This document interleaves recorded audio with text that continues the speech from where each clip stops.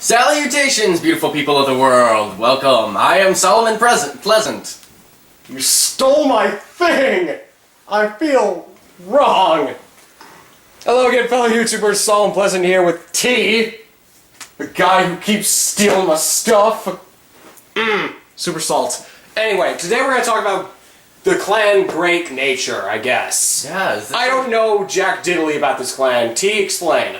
Alright, so Great Nature, they're all about getting some power and then dying. Like, specifically 400. That seems to be their, like, 4,000. Yeah, about 4,000, generally in increments of 4,000. Why 4,000? Because it is not 5,000. Why not? Because if it was 5,000, then a 10k could swing at... It'd make an exact power jump. So they don't want to make exact power jumps? No, Why not? They do not give you exact power jumps, ever. Why? Because they are super lame. But you like Great Nature. Yes. Great Nature is my second favorite, I think. Swiggity swag. Alright. I know. And basically the idea is give 4,000 power and then get skills off that. Get 4,000 power, maybe a skill, maybe a crit. Maybe a skill, maybe a crit, and then they die. And then die. And then get stuff because you died. And then sometimes get stuff back, but we'll talk about that more specifically. So, talk about their Season 2 history, because that's all they have. Season 2, they were super popular. We see every single member of SIT Genius actually use them. They're super influential. Heck, they even got an entire set practically dedicated to them. Pretty much. Pale Moon, Lukier owns that set. Yeah, right. She does. She's still incredibly expensive. Yeah? Well, Leopold was more expensive when it first came out, okay? Who's expensive now? Leopold or Lukier? Oh yeah! Who got two cross rides, Leopold or Lukier? Kind of. Who has a whole deck based around them named Silverthorn? Leopold or Lukier? Yeah, actually that's an interesting thing to note. Great Nature actually has so much synergy with itself that they will probably never get an archetype. They don't have an archetype. They don't have an archetype, and they will probably never get one because of the fact that they synergize so well. They do. I'm not. They are practically an archetype in and of their entire clan. They probably are. We're just going to kind of talk about decks before we go into specific cards, but anything else on their history? Oh wait, they were in Season 3 a little bit, and then they weren't in Season 4 or 5, and then we just, Zoo gets really backhanded, except for Neonectars. They actually are pretty prominent in Season 4. Yeah, and Season 5, so most of Zoo got backhanded. Yeah. Anyway, just kind of... I'm okay with giving it up to Neonectars, you know. Neonectars... Alright, I'm just gonna go to... drafted beforehand, so... Just gonna go with the Grade 3s. Which deck do you want to talk about first? Let's talk about... I'd say just start with the standard Leopold. Alright, standard Leopold deck. Because there are, like, actually 4 prominent decks that you could run for Great Nature.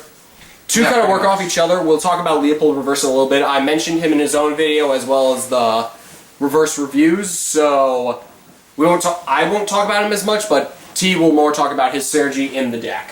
Yeah, Leopold. Nothing but synergy with this guy. Whenever your units die, you can counterblast one, bring him back. This is a limit break. I'm not sure if they have the limit break. And what's his auto? I think they do. And, you know, whenever he attacks, give 4,000 to another unit, and it dies during the end phase. So he's really, really good. Just a great Vanguard in general.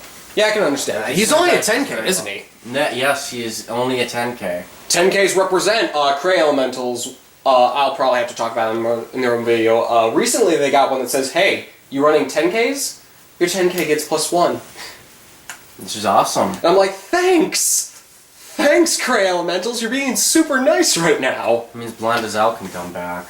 No, shut up. Blandazel doesn't get to come back. He's dead. All the Azels are dead. Just let them die. Just let them all die. I'd hope so. Like, just as much as you guys... I don't understand why you guys hate Spectral Duke. Because he was more popular than Blandazel. Oh, really? Yeah. Really? Everyone just wanted the Duke. Is that what you're saying? Yeah. I don't buy it. Well, you should buy it because Duke was expensive for a reason. And now he's not. No, he's not, because everyone hates him now because he's garbage. He's a piece of garbage. Anyways, moving on to other decks. Did you click on Reverse? Yeah, I just want to cover them quickly because they kind of go in the same deck. Well, no, they really don't. He's a cross ride. Yeah, but you can put him in the same deck. Anyway, so Leopold Reverse, he is kind of his own deck though. Like, just kind of go over that. Yeah. All right. So with Leopold, you pretty much want to run stuff that retires, and then you can bring it back with Leopold. With Leopold Reverse, you actually want to run because you have to lock your own units. I highly recommend you run one of the grade 0s that we're going to talk about a little later. So I would like to actually showcase that. But anyways. Yes. And you just kind of run more stuff that... Yeah. Doesn't, like... So you're saying you run stuff that benefits from dying? In all decks. You run stuff that benefits from dying. But, Leopold Reverse, you actually want to run, Telescope Rabbit and or also Tank Mouse, simply because you can rest them and then lock them. Which is super awesome because it gives you what other units would you run 4,000. with Leopold Reverse besides the obvious grade 3? But what else do you really run? Do you just Break Ride is also really awesome. Well, Break Ride is awesome with all of them. Yeah. Other than that, like I just highly recommend Telescope Rabbit because of the synergy with that. So really, he's different from his cross ride or his lower form. Yeah, you want to change your deck dependent on them. Really? Because Telescope Rabbit is pretty garbage, not in all decks that aren't called Leopold Reverse. So can you put the two together? Leopold and Leopold Reverse? You can if you really want that cross-ride power, but I don't recommend it. I've always preferred the Break Ride into Leopold Reverse. Just gets you a little more extra power, and Leopold Reverse himself is a very long-term effect because you can keep locking every single turn. Like, what's the difference between Leopold and Leopold Reverse, I guess? Leopold Reverse actually chooses 2 rear guards. They both retire and they come back during the end phase. So they retire and then come back. So, like, Leopold Reverse, would he be more aggro than Leopold, or how would that go exactly? Leopold Reverse is just in general better, I'd say. Like, so why run... I can't speak. Why run Leopold then? Because Leopold is its own deck, but I highly recommend not running it as a deck. Similarly, we're also gonna... Because, like, the only real deck to talk about here is Leopold Reverse. He's the only one that's kind of kept up in time. But Lux and Polaris are also... would you like to talk about the Meta Breaker, or the one that's just kind of there?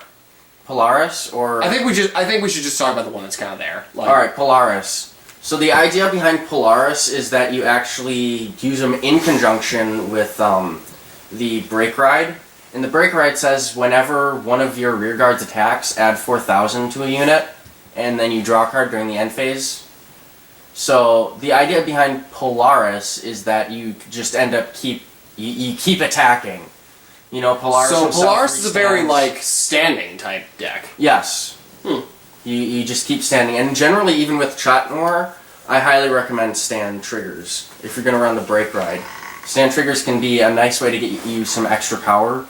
However, if you want guaranteed damage, then you may want to just stick with crits. But yeah, so that's basically as far as Polaris goes. He's another 10k. Yeah, and does he give +4 when they stand? Yes. So basically, how Polaris works is when you attack with him, you can counterblast 2 and then stand one of your rear guards, and they gain +4,000 and retire during the end phase. Okay. So the idea is that you use Chat Noir, so that you take 1 unit and then attack with it, and then you end up getting like 3 attacks with your rear guards at least. Alright. The only problem with Polaris is that you're probably going to need to run TikTok Flamingo to uncounterblast your counterblast. Yeah. Because he's 2 counterblast every time he attacks. That's true. And, like, where is Leopold Reverse obviously best, but where's Polaris on that? Polaris, I'd say he's at about the same point Lux is at, which is slightly above, yeah, I'd go at about same as Lux, and both of them are slightly above normal Leopold. Guardian of Truth Lux, the Meta Breaker. Just the breaker of souls in general. Lux. Really, Lux just destroys the hearts of all men? Yeah, he gives your rear guard's soul. Or, sorry, crit. Oh, really? Yes. So, however, he's super, super, super, super inconsistent because he is a Persona Blast. That's why everyone doesn't like him. Yeah, so, but if you can get him off, and on top of that, get a stand trigger, you can have a super powerful unit on your rear guard swinging in for an extra crit multiple times, and it is just glorious and hilarious to see. And he's also a ride chain, right? Whatever. No. Ride chains, meh. Ride chains are dead, let's be honest. Yeah. Okay, so Counterblast 2, Persona Blast, and give Great Nature +4, and a crit. Oh, okay. And then you retire it. Okay. Yeah. But you have consistencies for that. So, in any Great Nature, really the idea is give stuff power, it dies, you work off that, and then you gain benefits from it. Yes. So, I'm just trying to think. If anything, okay, Crash, that's fine. BRB. You were talking about triggers, like crit and stand are really big influences, aren't they? Yeah, you might also want to run crits with Polaris, just because you know that you're going to be standing up. That way you can add the And crit locks, to that right? unit. No, locks you're definitely going to want stands, just because you give crit to your units, Yeah, and that you makes can sense. take advantage of that. But, I was gonna say something about locks, but I forgot what it was. oh well. It's locks, nobody cares. And stand is also a nice way to take advantage of the grade 2 that we're going to be talking about, and have him attack more than once to get extra power. Alright, I'm just gonna click on this. P-guards, like... You said... Cards. So there's two ways you can run it. You can run it somewhat defensively because they draw an insane amount of cards. So you can be super defensive with 4 P guards, or you can have 0 P guards and just go for a bum rush. Yeah. You can blitz. Your deck is going to be very overwhelming very fast because of the amount of power it can get. That makes sense. And you were talking about this little guy earlier, right? Yep. You can rest him, give 4,000 to a rear guard. Sadly, you have to counterblast, don't you? Yes, with this. But there is the grade 1 version that I also recommend, just in that deck, where you don't have to counterblast. But pretty good MVP because he gives +4 to something, right? Yes, he gives +4, even though he rests himself. It's pretty useless to rest himself because, well... He's gonna get locked, right? Yes, he's just gonna lock himself anyways with Leopold Reverse. And Leopold Reverse doesn't actually use up any counterblast. Oh yeah, that's right, he's completely free. So... That makes sense. A super cool card to have on your team. As opposed to, well, it's obvious what you run for locks, but for like Polaris or normal Leopold, you said Blackboard Parrot was a good idea, right? Blackboard Parrot is a good idea, but just because you're going to have Chotnors in there and you're going to want to get that break ride with Polaris, I probably recommend running the grade 3 Searcher. Oh, Acorn Master? Yes. Is he the best? Acorn Master is the best. I love Acorn Master. Alright, moving straight into grade 1s. The obvious choice here. You were talking about TikTok Flamingo. You didn't really talk about this guy, did you? No, but this is one of the best cards in my opinion. Run 4? Yes, definitely. Do you run 4 in yours? Yes, I do run 4. Coiling Duckbill. It's a platypus. Yeah, Coiling Duckbill is a Duckbill platypus that says when you lay him down on rear guard, you choose one of your cards, and when it is put into the drop zone, you draw a card. So he basically just says whatever retiring effect is nullified because you're making your retiring a 1-for-1 trade. And you can keep stacking that Coiling Duckbill effect to actually make it like a 1-for-2 trade. You can give Coiling Duckbill to Coiling Duckbill, right? Yes. So, oh, you're no longer useful because you're just a 7k. Time to die and get a card. Exactly. Effectively, TikTok Flamingo says the exact same thing, only unflip a counterblast instead of draw a card. I can see how that would be effective. You also might want to click on the raccoon. Oh, the Yeah, on the Balloon top. Raccoon? Yeah. Why is that? Because he is also a good card, and I feel like he should get at least an honorable mention here. Oh, really? Yes. I do not know this one. Yeah. It'll show up at some point. Just give it a minute. Up. I won't ruin the surprise of him being probably the best Great Nature card. Really? No. No? But he is a good one, especially if you aren't into using like Humsuit Guy, who is also a good card. Humsuit Guy says when he retires during the end phase, counterblast 1, and pick a version of him from your deck. Trying to remember. Oh, this is a newer one, isn't it? Oh, this is not the raccoon I was thinking of. This is Balloon Raccoon. Are you talking about Washboard? Yeah. What does he do again? Alright, so I can't remember exactly what Washboard, but it shuffles cards from your discard back into your deck. Okay, yeah, I can see that working. So, effectively, shuffling cards back into your deck is really helpful when you run through your cards in a Great Nature deck. That makes sense. So, let's just talk about the Grade 2, because it's obvious which Grade 2 we probably should talk about. Yeah, Oculist Tiger. If you know, it'll let me click on it, but... It doesn't really matter because Oculist Tiger is already so amazing that everyone has probably looked him up. Probably. Right? But if you haven't, basically what he said is he's a 9K, and whenever he attacks a Vanguard, you choose one of your rear guards, and it gains plus 4,000, and retires during the end phase. This card is so friggin' amazing. Is it still super expensive? I have no idea, actually. It won't be for long because, you know, it got that, tapper thing. Yeah. Basically, it just got redone where it's now a new unit with that has 9K Grade 2, and it has that ability, except also cancel. Cancel. Damn you. Sometimes I just hate Connect. Alright. So it's basically, they made a copy of Binoculus, except with Resist, which you've heard me rant about. Resist is kind of stupid. Yeah, well, yeah. But yeah, and granted, C-Stamp Otter has that ability, but C-Stamp Otter is unique, whereas now everyone has Resist.